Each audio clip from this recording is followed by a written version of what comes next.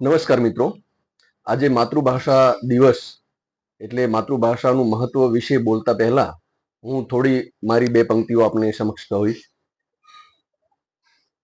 અક્ષર શબ્દો સંકેતોમાં સમસ્યા ભલે સર્જાતી, અક્ષર શબ્દો સંકેતોમાં સમસ્યા ભલે સર્જાતી, ચોખ્ખે ચોખ્ખું કહી દઉં છું તો એ બોલીશ હું ગુજરાતી.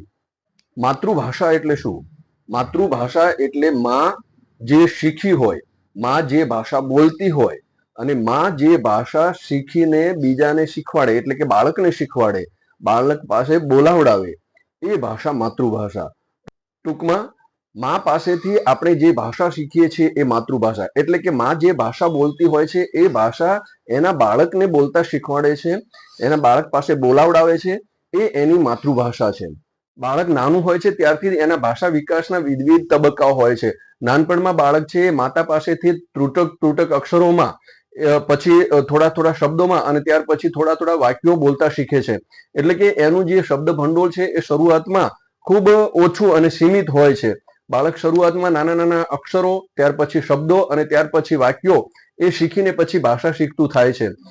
આ તબક્કો છે એ એનો લગભગ 7-8 વર્ષની ઉંમર થાય ત્યાં સુધી ચાલુ રહે છે. અને પછી એમ કહેવાય છે કે 7-8 વર્ષ પછી બાળક છે એ ખૂબ સારું રીતે બોલતું થાય છે, સમજતું થાય છે, ભાષાને સમજે છે, ભાષાને વ્યવસ્થિત રીતે બોલે છે. એટલે એમ કહી શકાય કે બાળકે 7-8 વર્ષ સુધી સમાજ પાસેથી જેટલી ભાષા મેળવી હોય છે એના કરતા 7-8 વર્ષ પછી બાળક અનેક ગણી ભાષા છે એ સમાજને આપે છે. એટલે એનું જે બોલવાનું છે, એનું સમજણ છે એ શક્તિ વિકાસ પામે છે અને એના કારણે થઈને એનો ભાષા વિકાસ છે એ ખૂબ જ વિપુલ પ્રમાણમાં એ વિકસે છે. માતૃભાષાને કારણે થઈને જ માણસનો સર્વાંગી વિકાસ થાય છે. એટલે કે માણસનો માનસિક, બૌદ્ધિક અને ભાષાકીય વિકાસ છે એ માતૃભાષાને કારણે થઈને જ થાય છે. માતૃભાષામાં જ માણસ છે એ પોતાના વિચારો, લાગણીઓ, ઈચ્છાઓ અને આકાંક્ષાઓને બહુ સરળતાથી વ્યક્ત કરી શકે છે. મનની ભાષા, મનના વિચારો એને માતૃભાષામાં સરળતાથી આપણે અભિવ્યક્ત કરી શકીએ છીએ. માણસના મનની અંદર, માણસના ચિત્તની અંદર જે કંઈ વિચારો ઉદ્ભવે છે, જે કંઈ લાગણીઓ ઉદ્ભવે છે, જે કંઈ ઈચ્છાઓ અને આકાંક્ષાઓ ઉદ્ભવે છે તેને અભિવ્યક્ત કરવા માટે થઈને માતૃભાષા ખૂબ મહત્વની છે. માતૃભાષા ખૂબ જ જરૂરી છે. માતૃભાષામાં માણસ છે એ ખૂબ જ સારી રીતે પોતાના વિચારો, લાગણીઓ અને ઈચ્છાઓનું આદાન પ્રદાન કરી શકે છે. એટલે જ ભાષા છે ને એ ભાષાને અભિવ્યક્તિનું માધ્યમ કહેવામાં આવ્યું છે. માણસ છે ભાષા દ્વારા જ પોતાના જે કંઈ અંદરથી આવેગો ઉત્પન્ન થાય છે, જે કંઈ વિચારો ઉત્પન્ન થાય છે એને એ માતૃભાષા દ્વારા ખૂબ સારી રીતે અને સરળતાથી એ રજૂ કરી શકે છે. ટૂંકમાં કહીએ તો મનની ભાષા એટલે માતૃભાષા અને મગજની ભાષા એટલે માસી ભાષા. માસી કરતા માનું મહત્વ ખૂબ વધારે હોય છે. એટલે માં છે એના દ્વારા આપણને મળતી ભાષા છે એ માતૃભાષા છે. એટલે કે આપણે જે માં પાસેથી આપણે કોઈ ભાષા શીખ્યા હોય છે એ આપણી માતૃભાષા છે. બીજી અન્ય ભાષાઓ છે એ માસી ભાષાઓ છે, જે મગજની પેદાશ છે. પરંતુ આનો અર્થ એવો નથી કે બીજી ભાષાઓને આપણે ભાંડીએ, બીજી ભાષાઓ વિશે આપણે એલફેલ બોલીએ. બધી ભાષાઓ સમાન છે. દરેક વ્યક્તિની પોતાની માતૃભાષા છે અને એ દરેક વ્યક્તિ છે એ પોતાની વિચારો, લાગણીઓ, એષણાઓ, આકાંક્ષાઓ વગેરેનું આદાન પ્રદાન પોતાની માતૃભાષામાં કરે છે. તો દરેક માટે પોતાની માતૃભાષા છે એ ગૌરવ લેવા જેવી બાબત છે, ગર્વની બાબત છે.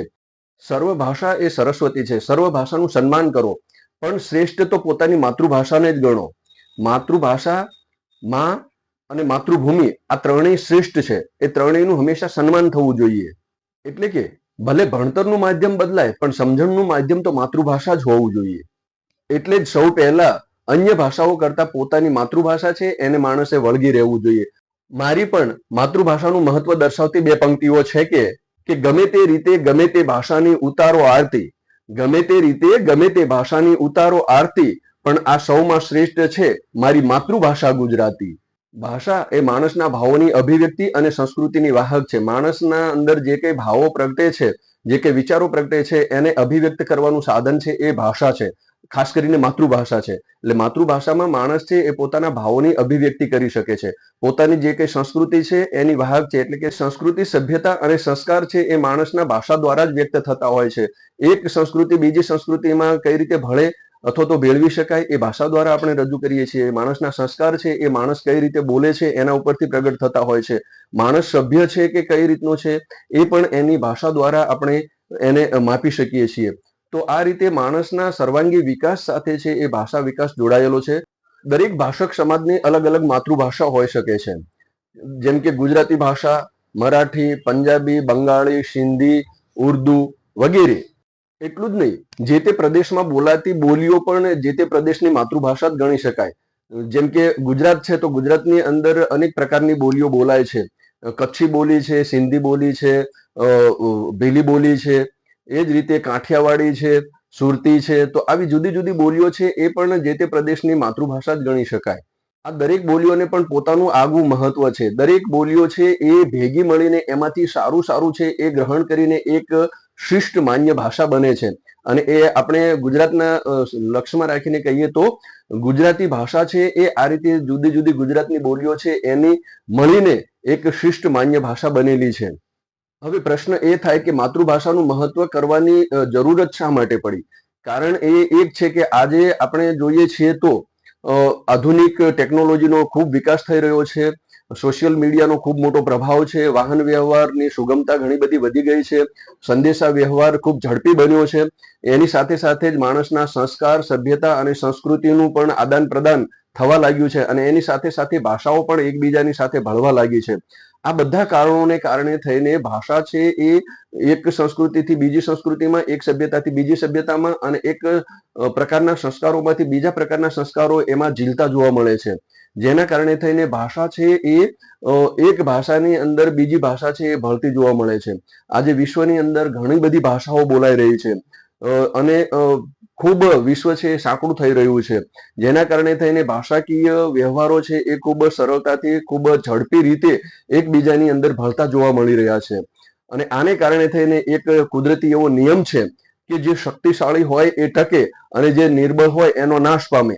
એટલે કે આ બધી ભાષાઓ છે એ ભાષાઓમાંથી જે શક્તિશાળી ભાષા હશે એ ભાષા છે એ ટકી રહે છે. અને જે ભાષાઓના ભાષકો ઓછા હોય છે એ ભાષા છે એ ધીમે ધીમે ક્ષીણ થઈને નાશ પામે છે. એટલે કે જે ભાષા છે એ ભાષાના વધારે ભાષકો હોય, એ ભાષા છે એ વધારે પ્રમાણમાં બોલાતી હોય, લોકોમાં એ ભાષા છે એ વધારે પ્રયોજાતી હોય, તો એ ભાષા છે એ પોતાનું સ્થાન છે એ ટકાવી રાખે છે. જ્યારે કેટલીક ભાષાઓ છે એ એની અંદર ભળવાને કારણે થઈને અથવા તો જે વધારે ભાષકો ધરાવતી ભાષા છે એનો વધારે પ્રભાવ પડવાને કારણે થઈને આ જે નાની ભાષાઓ છે એ ભાષાઓ એની સામે ટકી શકતી નથી. એના ભાષકો ઓછા છે. એટલા માટે થઈને એ ભાષા છે એ ધીરે ધીરે લુપ્ત થવા લાગે છે અને આખરે ક્ષીણ થઈને નાશ પામે છે. આજે વિશ્વની અંદર આપણે જોઈએ તો ઘણી બધી ભાષાઓ છે એ ભાષાઓ ધીમે ધીમે ક્ષીણ થઈને નાશ પામી ગઈ છે. તો જે ભાષાઓ છે એ ભાષાના ભાષકો વધારે પ્રમાણમાં છે, જે ભાષા છે એ વધારે પ્રમાણમાં બોલાય છે, તો એ ભાષા છે એ ખાસ કરીને ટકી રહે છે. આજે દરેક ભાષાઓ છે એકબીજાની અંદર ભળવા લાગી છે. એટલા કારણે થઈને એક ભાષાના શબ્દો છે, એક ભાષાનું શબ્દ ભંડોળ છે એ બીજી ભાષાની અંદર સરળતાથી આવી રહ્યું છે. દરેક ભાષાને પોતાનું શબ્દ ભંડોળ હોય છે અને એ શબ્દ ભંડોળમાં દરેક ભાષાનું આદાન પ્રદાન થતું હોય છે. એકબીજાની આપલે થતી હોય છે. વિચારો છે એની ઈચ્છાઓની, લાગણીઓની એ આદાન પ્રદાન કરતા હોય છે. તો માતૃભાષા છે એ આ રીતે ખૂબ જ સરળતાથી એકબીજાના વિચારો છે, લાગણીઓ છે, આકાંક્ષાઓ છે એને રજૂ કરી શકે છે. એનો વૈભવ છે એ ખૂબ જ નિરાળો હોય છે. માતૃભાષાની અંદર શબ્દ ભંડોળ એટલું બધું વ્યક્તિ પાસે હોય છે કે એ ગમે તે સારી રીતે સરળતાથી બોલી શકે છે. આપણી માતૃભાષા ગુજરાતી છે અને ગુજરાતી ભાષાનો ભાષા વૈભવ એટલો નિરાળો છે, એટલો વિકસિત છે અને એટલો બહોળા પ્રમાણમાં છે કે એના દરેક શબ્દો છે એના જુદા જુદા અર્થો નીકળે છે, જુદા જુદા બીજા અર્થો નીકળે છે, એ પ્રકારની અનેક અર્થો નીકળે છે. તો આ રીતે ગુજરાતી ભાષાના ઘણા શબ્દો છે જેનું શબ્દ ભંડોળ વિપુલ પ્રમાણમાં છે અને એ વિપુલ પ્રમાણમાં હોવાને કારણે થઈને આપણે એકબીજાની સાથે ભાષા વ્યવહાર કરી શકીએ છીએ, આપણા વિચારોની આપલે કરી શકીએ છીએ, આપણી લાગણીઓ અને ઈચ્છાઓનું આદાન પ્રદાન કરી શકીએ છીએ. એટલે જ ઉમાશંકર જોશીએ કીધું છે ને, સદા વૈભવે ઉભરાતી મળી માતૃભાષા મને ગુજરાતી. આપણી ગુજરાતી ભાષામાં એનો ભાષા વૈભવ, એનું શબ્દ ભંડોળ ખૂબ જ વિપુલ, વ્યાપક અને વિશાળ છે. ગુજરાતી ભાષામાં બીજી અન્ય ભાષાઓના ઘણા બધા શબ્દો છે એ ભળી ગયા છે. જેમ કે અંગ્રેજી ભાષા છે, એની સાથે સાથે અરબી, ફારસી અને ઉર્દુ ભાષાના ઘણા બધા શબ્દો છે આપણી ગુજરાતી ભાષાની અંદર મળે છે. એમ કહેવાય છે કે ઘણા શબ્દો તો એની અંદર ઓતપ્રોત થઈ ગયા છે. ગુજરાતી ભાષાના પોતાના શબ્દો હોય એ પ્રકારે એ શબ્દો આજે આપણને લાગે છે. અરબી, ફારસી અને ઉર્દુના તેમજ અંગ્રેજીના કેટલા બધા શબ્દો છે એ ગુજરાતી ભાષાની અંદર જોવા મળે છે. તો ગુજરાતી ભાષા છે આજે એટલી બધી સમૃદ્ધ છે, એટલી બધી એનું શબ્દ ભંડોળ છે, વિપુલ છે કે એની અંદર આપણે અસીમિત એ વાક વ્યવહાર કરી શકીએ છીએ, અસીમિત ભાષાનું આદાન પ્રદાન કરી શકીએ છીએ. આપણી ગુજરાતી માતૃભાષાનો શબ્દ વૈભવ જ કેટલો નિરાળો છે. જુઓ કેટલા બધા શબ્દો છે. આપણે ત્યાં સંબંધ દર્શાવવા માટેના પણ શબ્દો કેટલા બધા છે કે માતા, પિતા, કાકા, કાકી, ભાઈ, ભત્રીજા, દાદા, દાદી, કેટલા બધા શબ્દો છે. માસા, માસી, ફુવા, ફોઈ. તો આવા ઘણા બધા શબ્દો સંબંધ દર્શાવવા માટેના છે અને દરેકને અલગ અલગ શબ્દ એ રીતે આપેલો છે ઓળખ માટેનો.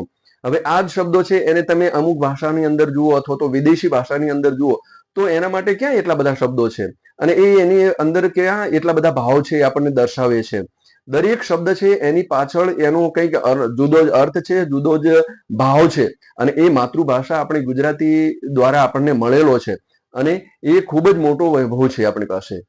ભલે આજે વિશ્વમાં અનેક પ્રકારની ભાષાઓ બોલાય છે, ઘણી ભાષાઓ એવી છે કે જે ખૂબ જ પ્રસરિત થયેલી છે, એ ખૂબ જ વિકાસ પામેલી છે અને ઘણી ભાષાઓ એવી છે કે જે આંતરરાષ્ટ્રીય ખ્યાતિ પ્રાપ્ત છે.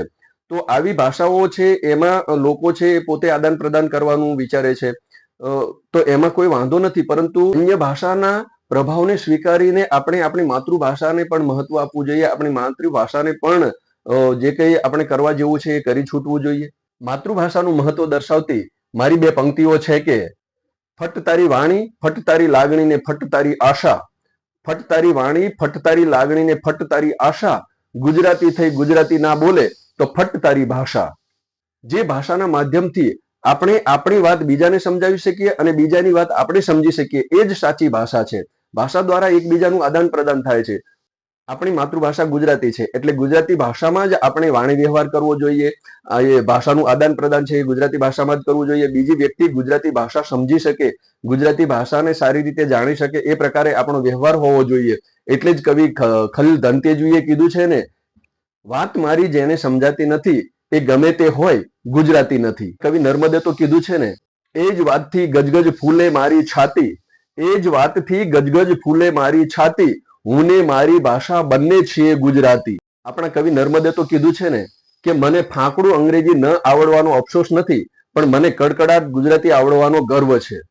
આપણે આપણી માતૃભાષામાં જ બોલવાનો હંમેશા આગ્રહ રાખવો જોઈએ. માતૃભાષામાં જ આદાન પ્રદાન કરવાનો, માતૃભાષામાં જ વ્યવહાર કરવાનો એ હંમેશા આપણો એક આગ્રહ હોવો જોઈએ અને સામેની વ્યક્તિ એમાં સારી રીતે સમજી શકે એ પ્રકારે આપણે ભાષા છે એનો ઉપયોગ કરવો જોઈએ. મારી એક કાવ્ય પંક્તિ છે કે ફાંકડું બોલવામાં તું શા માટે શરમાતી, ફાંકડું બોલવામાં તું શા માટે શરમાતી, તારી સાથે તો છે ને માતૃભાષા ગુજરાતી. આપણી માતૃભાષા ગુજરાતી છે એટલે આપણી માતૃભાષા ગુજરાતી હોવાથી આપણી માતૃભાષામાં બોલવામાં આપણને શરમ શાની? ગુજરાતીમાં જ બોલવું જોઈએ. ગુજરાતીમાં જ આપણો જે કંઈ વાત વ્યવહાર છે અથવા તો વાણી વ્યવહાર છે, વાતચીતનું આદાન પ્રદાન છે એ ગુજરાતી ભાષામાં કરવું જોઈએ. એમાં શરમ રાખવાની ન હોય. વિમલ અગ્રાવત તો ત્યાં સુધી કહે છે કે ગુજરાતી છો, ગુજરાતી છો તો ગુજરાતીમાં વાત કરો ને, ગુજરાતી છો તો ગુજરાતીમાં વાત કરો ને, હાય હેલો ના બદલે જય શ્રી કૃષ્ણથી શરૂઆત કરો ને, ગુજરાતીમાં વાત કરો ને. અંગ્રેજીની સૌને આંજી ભલે ફૂલાવો છાતીને, અંગ્રેજીથી સૌને આંજીને ભલે ફૂલાવો છાતીને, પણ કેમ ભૂલો છો ગળથુથીમાં પીધી છે ગુજરાતીને. જ્યાં પણ વરસતા હો જગમાં, જ્યાં પણ વસતા હો જગમાં, ત્યાં નાનકડું ગુજરાત કરો ને, ગુજરાતીમાં વાત કરો ને. જે ભાષાના હાલરડાથી નિંદર રાણી આવ્યા હતા, જે ભાષાના હાલરડાથી નિંદર રાણી આવ્યા હતા, ઢોર ચારતા ભાભા કેવા ચપટીક બોર લાવ્યા હતા. સપના જોયા જે ભાષામાં, સપના જોયા જે ભાષામાં, એની પણ વકીલાત કરો ને, ગુજરાતીમાં વાત કરો ને. તો આવી સરસ વાત એ વિમલ અગ્રાવત નામના કવિએ કરી છે.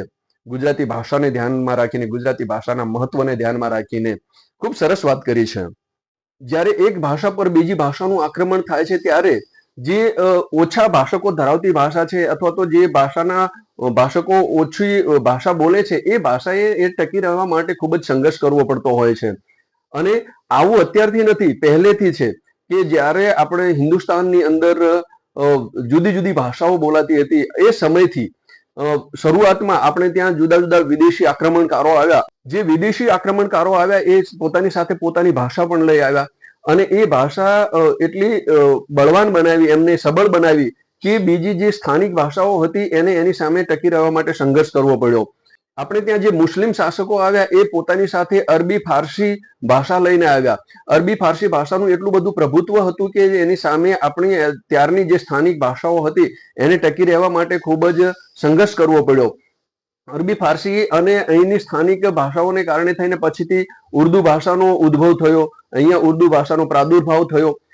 ઉર્દુ ભાષા એટલે સૈનિકોના છાવણીની ભાષા એવું કહેવાતું હતું અને ત્યાર પછી એ ઉર્દુનો એટલો બધો પ્રભાવ વધ્યો, એનો એટલો બધો વિકાસ થયો કે જે તે સમયે ઉર્દુ ભાષા છે એ રાજકારણની ભાષા અને આદાન પ્રદાનની ભાષા બની ગઈ. એના કારણે થઈને હિન્દુસ્તાનની જે સ્થાનિક ભાષાઓ હતી એ ભાષાઓનું અસ્તિત્વ ટકાવી રાખવાનું ખૂબ જોખમાતું ગયું અને એના કારણે થઈને જે તે સમયે જે તે સાહિત્યકારો છે એને ભાષાઓ સામે બંધ પોકાર્યા.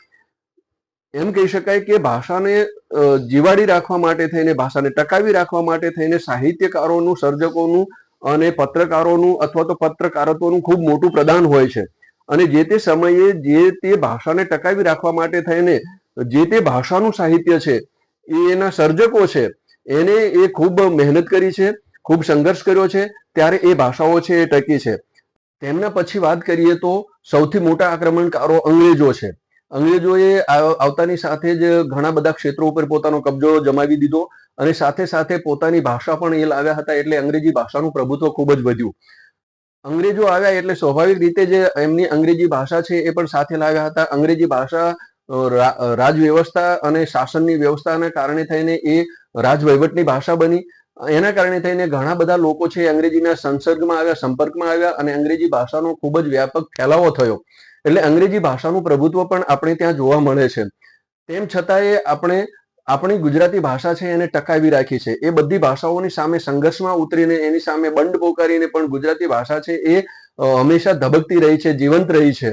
એમ કહી શકાય કે ગુજરાતી ભાષાનું જે સમયે કોઈ વધારે પ્રભુત્વ નહોતું, ગુજરાતી ભાષાનો વધારે વિકાસ થયો નહોતો અને ગુજરાતી ભાષા ભાખડ બઢિયા ચાલતી હતી તે સમયે એમ કહેવાય છે કે ગુજરાતી સાહિત્યની અંદર પ્રેમાનંદે સૌ પહેલા ભાષાની ચિંતા કરી અને એને એવું જે તે સમયે એવું કહેવાતું હતું કે અબે તબે કા 16 આના, અઠે કઠે કા 12, એકડમ તિકડમ 8 આના, શુષા પૈસા 4. એટલે કે અબે તબે એટલે કે ઉર્દુ ભાષા હતી, જે અરબી ફારસી મિશ્રિત ભાષા હતી, એ ભાષા 16 આના એનું પ્રભુત્વ હતું. ત્યાર પછી અટેકઠે એટલે કે મરાઠી ભાષા છે એનું 12 આના જેટલું પ્રભુત્વ હતું અને એકડમ તિકડમ એટલે કે અન્ય તેલુગુ અને તમિલ ભાષાઓ છે એ ભાષાઓનું 8 આના જેટલું પ્રભુત્વ હતું. અને ત્યાર પછી ગુજરાતી ભાષા જે આપણી ભાષા છે એનું તો શુષા પૈસા 4 એટલે 4 આના જેટલું જ મહત્વ હતું. જો એ આપણે 1 રૂપિયો કહીએ છીએ, 1 રૂપિયાને આ રીતે 16 આનામાં વહેંચી દેવામાં આવે છે, જેને આપણે 25 પૈસા કહીએ છીએ એ 4 આના તરીકે ઓળખાય છે. 50 પૈસા 8 આના તરીકે, 75 પૈસા છે 12 આના તરીકે અને 1 રૂપિયો છે એ 16 આના તરીકે. એટલે 1 રૂપિયા જેટલી કિંમત એ સમયે ઉર્દુ ભાષાની હતી અને ત્યાર પછી 75 પૈસા જેટલી કિંમત એટલે કે 12 આના જેટલી કિંમત છે એ મરાઠી ભાષાની હતી.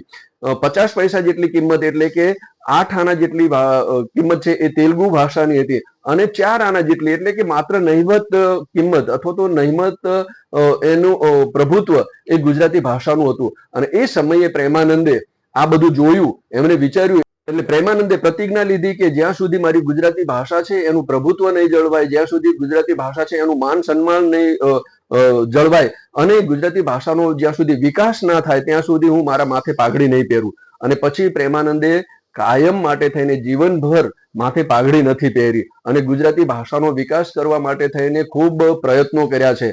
પ્રેમાનંદનું ગુજરાતી સાહિત્યમાં, ગુજરાતી ભાષામાં ખૂબ મોટું પ્રદાન છે. એમણે અનેક આખ્યાનો લખ્યા ત્યાર પછી અને ઘણી બધી સાહિત્ય કૃતિઓનું રચના કરી, જેના કારણે થઈને ગુજરાતી ભાષા છે એ પોતાનું અસ્તિત્વ ટકાવી શકી અને ખૂબ જ એનો વિકાસ થયો, ખૂબ જ એનું પ્રભુત્વ એ પછી સ્થપાયું.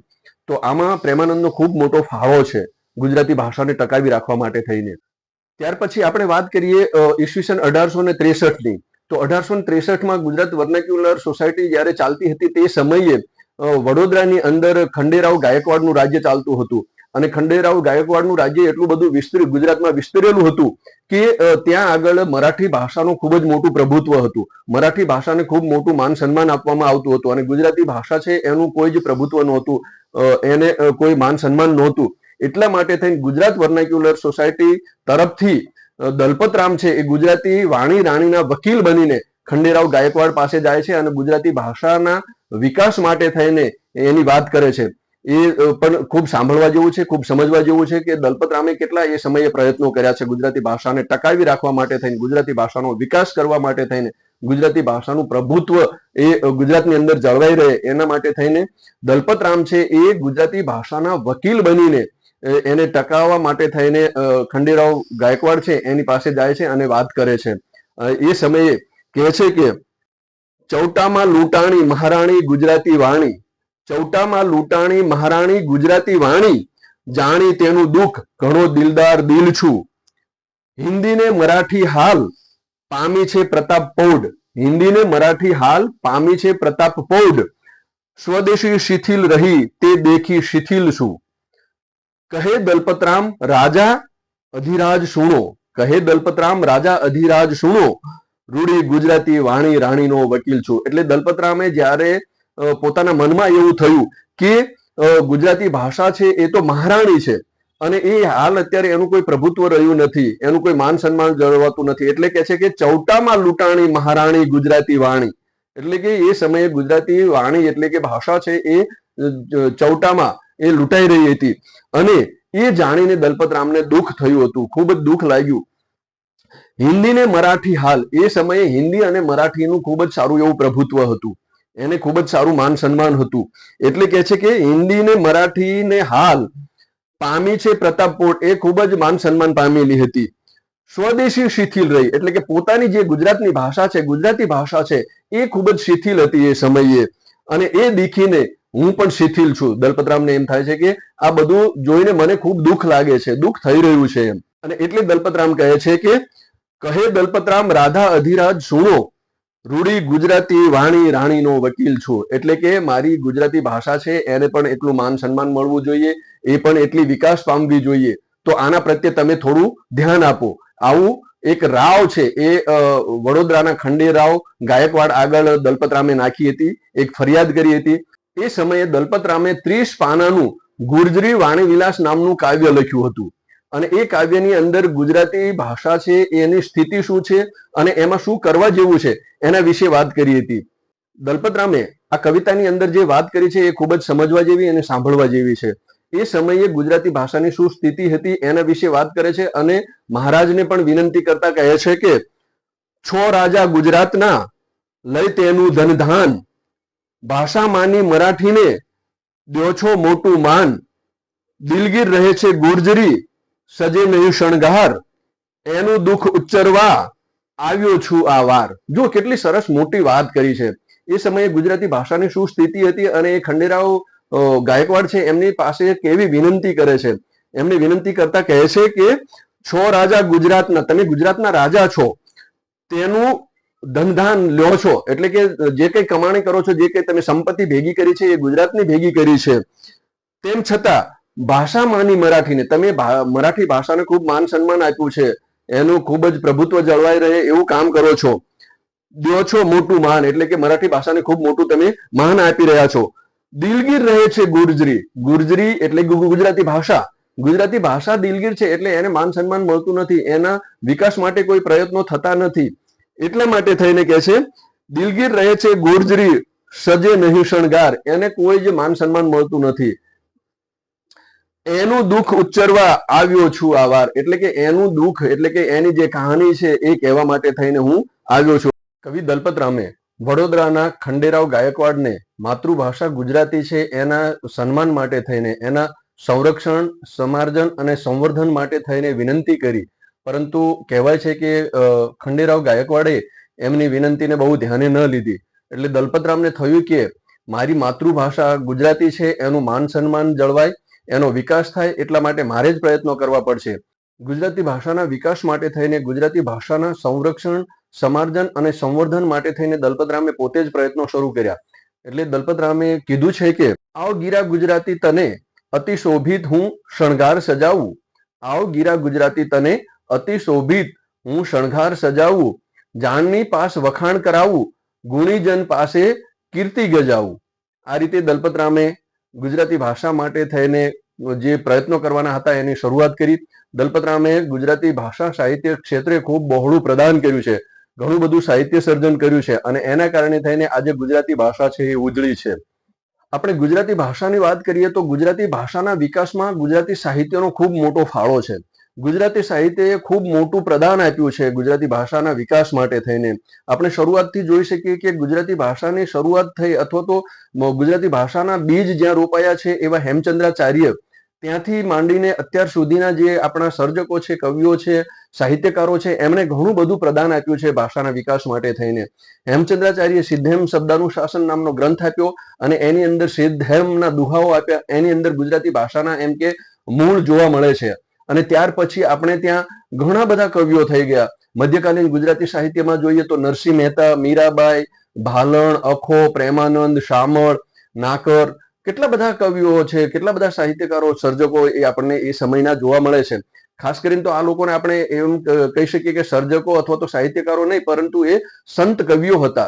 પોતે એક ભક્તિને કેન્દ્ર સ્થાને રાખીને જે કંઈ સર્જન કર્યું છે, જે કંઈ ભજનો લખ્યા છે, પદો લખ્યા છે, ગરબીઓ લખી છે, આખ્યાનો લખ્યા છે, છપ્પાઓ લખ્યા છે, તો આ બધું છે એ સાહિત્ય સર્જન છે અને એ બધું સાહિત્ય સર્જન છે એ ગુજરાતી ભાષાની અંદર થયેલું છે. તો એમ કહી શકાય કે ગુજરાતી ભાષાના વિકાસમાં, ગુજરાતી ભાષાને પ્રચાર પ્રસાર કરવામાં આ જે સાહિત્યકારો છે એમનો ખૂબ મોટો ફાળો રહેલો છે, ખૂબ મોટું પ્રદાન રહેલું છે.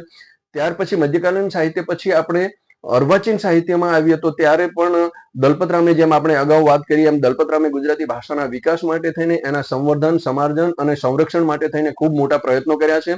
એ સાથે સાથે નર્મદે પણ ઘણા બધા પ્રયત્નો કર્યા છે ગુજરાતી ભાષાને. એ તો પોતે દાંડીઓ નામનું સામાયિક ચલાવતો અને એમાં પણ એને ભાષા વિશેની ઘણી બધી વાતો કરી છે, ગુજરાતી માતૃભાષા વિશેની ઘણી બધી વાતો કરી છે.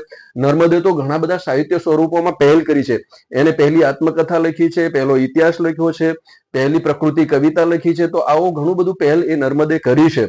અને નર્મદનું આપણે નર્મગદ્ય તપાસીએ ત્યારે આપણને ખ્યાલ આવે કે ગુજરાતી ભાષા છે એ સમયની ગુજરાતી ભાષા છે એ કયા પ્રકારની હતી અને એને ધીરે ધીરે નર્મદે કઈ રીતે મઠારી છે અને એક પાટા ઉપર ચડાવી છે. તો આ રીતે ગુજરાતી ભાષાના વિકાસમાં નર્મદનો પણ ફાળો છે. અને એ પછી આપણે જોઈએ તો મહિપતરામ નીલકંઠ છે, કરસનદાસ મૂળજી છે, દુર્ગારામ શાસ્ત્રી છે, ગોવર્ધનરામ ત્રિપાઠી છે. ગોવર્ધનરામ ત્રિપાઠી તો જુઓ કેટલો મોટો મહાનવલ, એમ કહી શકાય કે સરસ્વતી ચંદ્ર જેવી મહાનવલ લખી આપી ગુજરાતી ભાષાની અંદર. સ્નેહ મુદ્રા નામનું કાવ્ય લખી આપ્યું. તો એમને પણ સાહિત્યની અંદર ખૂબ મોટું પ્રદાન કર્યું છે અને એના દ્વારા ગુજરાતી ભાષાની સેવા કરી છે. ગોવર્ધનરામ પછી નાનાલાલ છે, બળવંતરાય ઠાકોર છે, કાંત અને કલાપી છે, સુંદરમ ઉમાશંકર, કેટલા બધા આપણે રમણલાલ વસંતલાલ જોશી, ત્રણ પટેલ ભાઈઓ, પિતાંબર પટેલ, પેટલીકર, ઈશ્વર પેટલીકર અને પન્નાલાલ પટેલ, આમની પાસેથી પણ માતબર પ્રમાણમાં ઘણું બધું સાહિત્ય આપણને પ્રાપ્ત થાય છે. કનૈયાલાલ મુનશી, એમની વાત કરીએ તો એમને ગુજરાતની અસ્મિતા નામનો શબ્દ આપ્યો અને એક ગુજરાતની અસ્મિતા છે એને ઉજાગર કરી બધાની અંદર. અને ગુજરાતની અસ્મિતાને ફેલાવવામાં ખૂબ મોટો ભાગ ભજવ્યો હોય તો એ કનૈયાલાલ મુનશીએ ભજવ્યો છે. કનૈયાલાલ મુનશી પાસેથી આપણને પાટણની પ્રભુતા, જય સોમનાથ, રાજા ધીરાજ, ઘણી બધી એ નવલકથાઓ આપણને ઐતિહાસિક, પૌરાણિક અને સામાજિક પ્રકારની મળે છે. ધૂમકેતુ પાસેથી, રાવી પાઠક પાસેથી ઘણી બધી વાર્તાઓ આપણને મળે છે. ત્યાર પછી સુરેશ જોશી જોઈએ આપણે, કિશોર જાદવ છે, મધુરાય છે અને એમના પછી ચંદ્રકાંત બક્ષી અને ગુણવંત શાહ, એમની પાસેથી પણ આપણને ઘણું બધું માતબર પ્રમાણમાં સાહિત્ય મળે છે. અને આ બધાએ ગુજરાતી ભાષાનો ખૂબ જ ચિંતા કરી છે, ગુજરાતી ભાષાને વિકાસ કરવામાં ખૂબ જ મોટું પ્રદાન આપ્યું છે, ખૂબ એમને પ્રયત્નો કર્યા છે, ઘણી બધી મુશ્કેલીઓમાંથી ગુજરાતી ભાષાને બહાર લાવવાનો પ્રયાસ કર્યો છે. તો આ બધા સાહિત્યકારોના કારણે થઈને ગુજરાતી ભાષા અત્યારે આપણી વચ્ચે ધબકતી જોવા મળે છે, આપણી વચ્ચે જીવતી જોવા મળે છે, ગુજરાતી ભાષા ટકેલી જોવા મળે છે. સાથે સાથે ઘણા બધા ભાષા શાસ્ત્રીઓ એટલે કે નરસિંહરાવ દિવેટિયાથી માંડીને, નરસિંહરાવ દિવેટિયા છે, હરિવલ્લભ ભાયાણી છે, પ્રબોધ પંડિત છે, યોગેન્દ્ર વ્યાસ છે. તો આ બધા ભાષા શાસ્ત્રીઓએ પણ ગુજરાતી ભાષાને ટકાવવામાં ખૂબ ફાળો આપ્યો છે. ગુજરાતી ભાષાને ટકાવવા માટે થઈને પત્રકારોએ પણ ખૂબ મોટો ફાળો આપ્યો છે કે એ સમયનું જે પત્રકારત્વ હતું, જુદા જુદા સામયિકોમાં વહેંચાયેલું હતું. શરૂઆતની વાત કરીએ તો નર્મદે દાંડિયો નામનું સામયિક શરૂ કર્યું હતું. દલપતરામ છે એ બુદ્ધિપ્રકાશ ચલાવતા હતા. ત્યાર પછી ગોવર્ધન રામને એમને સામયિક ચલાવેલું. કૌમુદી સામયિક ચાલતું હતું. મણિલાલ નભુભાઈ દ્વિવેદીએ સુદર્શન સામયિક ચલાવેલું. એ પછી વસંત સામયિક બળવંતરાય ઠાકોરને એમને દ્વારા ચાલાયેલું. તો આવા ઘણા બધા સામયિકોએ પણ ખૂબ મોટો ફાળો આપેલો છે. ઉમાશંકર જોશીએ પણ કેટલાક સામયિકો ચલાવેલા હતા. મહાત્મા ગાંધીજીનો આપણા ગુજરાતી ભાષાના વિકાસમાં ખૂબ મોટો ફાળો છે. મહાત્મા ગાંધીજીએ પોતાની સત્યના પ્રયોગો એવી આત્મકથા લખી છે અને એની અંદર ગુજરાતી ભાષાનું સારું એવું ગદ્ય આપણને જોવા મળે છે. મહાત્મા ગાંધીજીએ હરિજન બંધુને એ નવજીવનને આવા સામયિકો આપ્યા હતા. એની અંદર ગુજરાતી ભાષાના ઘણા બધા લેખો એ આપણને પ્રાપ્ત થાય છે. આ દરેક સર્જકો છે એ ખૂબ સારી એવી અંગ્રેજી જાણતા હતા. અંગ્રેજી ભાષાની કેળવણી એમણે મેળવી હતી. અંગ્રેજી ભાષાનું સારું એવું જ્ઞાન આ બધા સર્જકો છે એ ધરાવતા હતા. તેમ છતાં એમણે પોતાનું સાહિત્ય સર્જન છે, પોતાનું જે કંઈ લખાણ છે એ માતૃભાષા ગુજરાતીમાં જ કર્યું છે.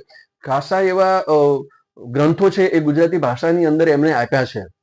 એટલું જ નહીં, આપણી ગુજરાતી ભાષાના લોક સાહિત્ય પણ ગુજરાતી ભાષાના સંવર્ધનમાં અને સમાર્જનમાં અને સંરક્ષણમાં ખૂબ જ મોટું પ્રદાન આપ્યું છે.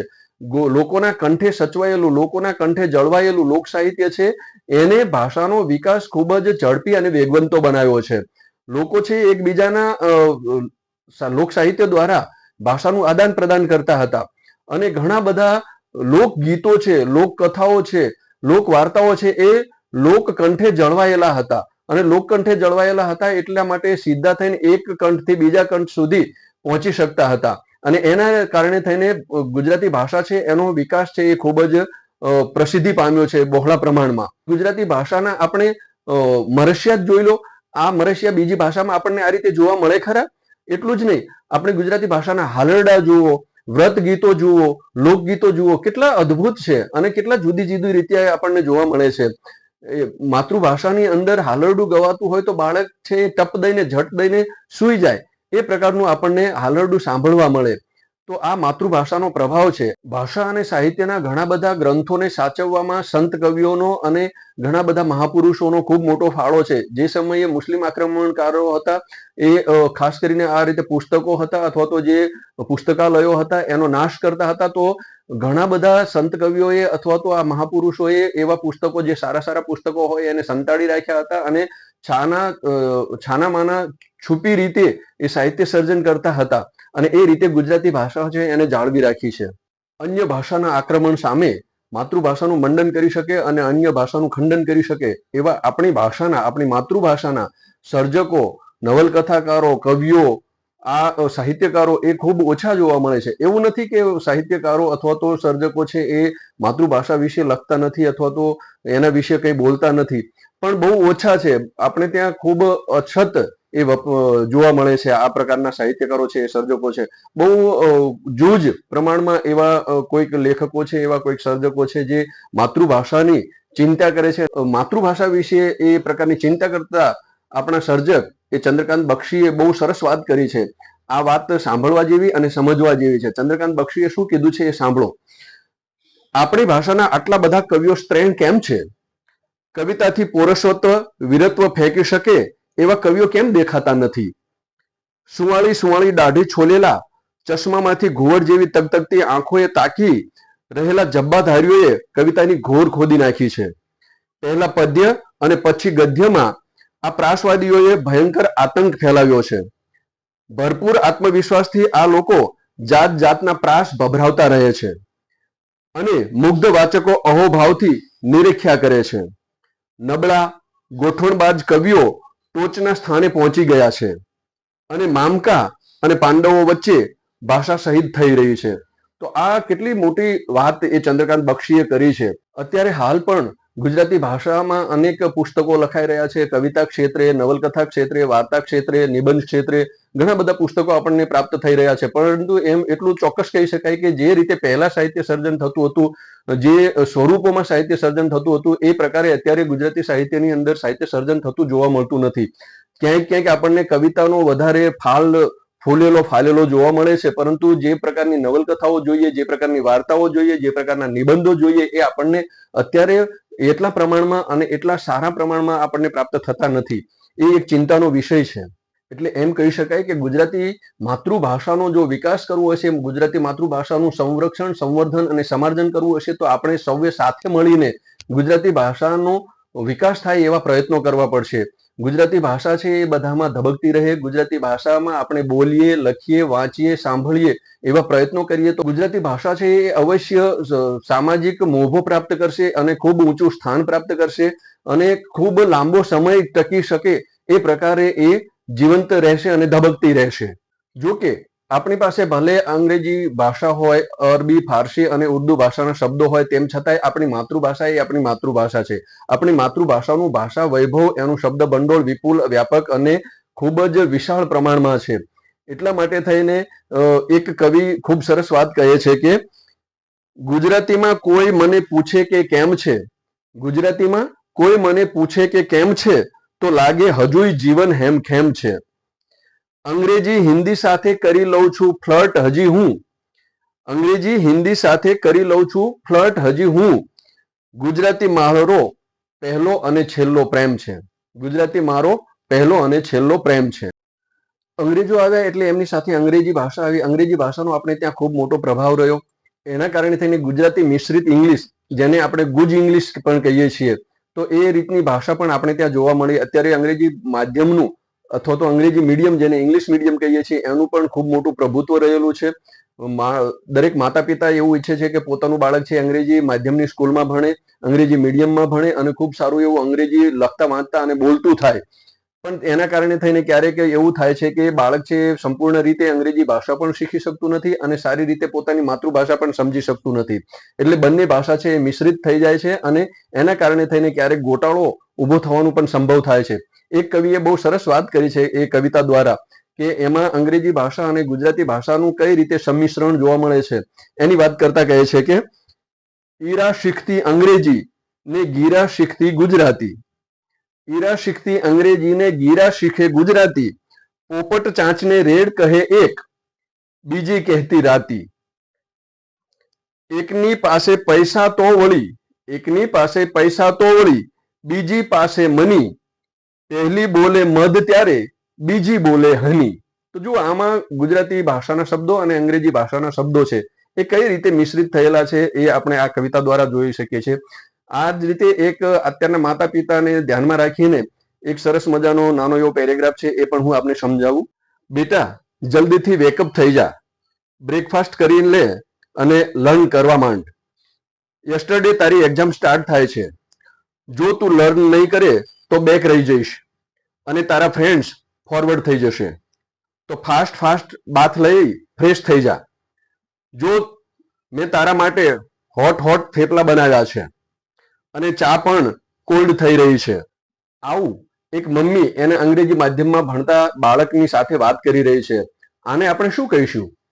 હવે તો એનઈપીમાં એટલે કે નેશનલ એજ્યુકેશન પોલિસીમાં પણ માતૃભાષાના મહત્વ ઉપર ભાર મૂકવામાં આવ્યો છે. એનઈપીમાં બાળક છે એ માતૃભાષામાં શરૂઆતનું શિક્ષણ મેળવે એનો ખ્યાલ રાખવામાં આવ્યો છે. એટલે કે શરૂઆતનું શિક્ષણ છે એ બાળક છે એ પોતાની માતૃભાષામાં શીખે, ત્યાર પછી બીજી અન્ય ભાષાઓમાં એને કોઈ પણ પ્રકારનું ઔપચારિક શિક્ષણ મેળવવું હોય તો મેળવી શકે છે. પણ શરૂઆતનો તબક્કો છે એ માતૃભાષામાં જ એના શિક્ષણનો કેળવાય એનો ખ્યાલ રાખવામાં આવ્યો છે. આપણી ભાષાની અંદર, આપણી માતૃભાષાની અંદર જે પ્રકારનું સાહિત્ય લખાય છે, જે પ્રકારના સર્જકો છે, નવલકથાકારો છે, સાહિત્યકારો છે, કવિઓ છે, એ જે પ્રકારે સર્જન કરે છે એ માતૃભાષાને કેટલું ઉપયોગી છે અથવા તો માતૃભાષાના વિકાસમાં કેટલું પ્રદાન આપે એ પ્રકારનું છે એ આપણે જોવું રહ્યું. ગુજરાતી ભાષકો જ્યાં સુધી ગુજરાતી ભાષા બોલતા રહેશે ત્યાં સુધી ગુજરાતી ભાષા ધબકતી રહેશે, જીવંત રહેશે. એના અસ્તિત્વને કોઈ જ જોખમ નથી, કોઈ જ ખતરો નથી. ગુજરાતી ભાષા એ આપણી માતૃભાષા છે. માતૃભાષા હોવાને નાતે આપણે એનું ગૌરવ કરીએ.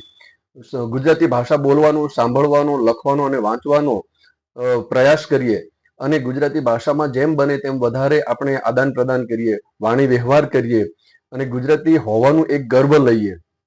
જો આવું બનતું રહેશે તો ગુજરાતી ભાષા છે એ એનું અસ્તિત્વ ટકાવી રાખવામાં કોઈ જ વાંધો નહીં આવે.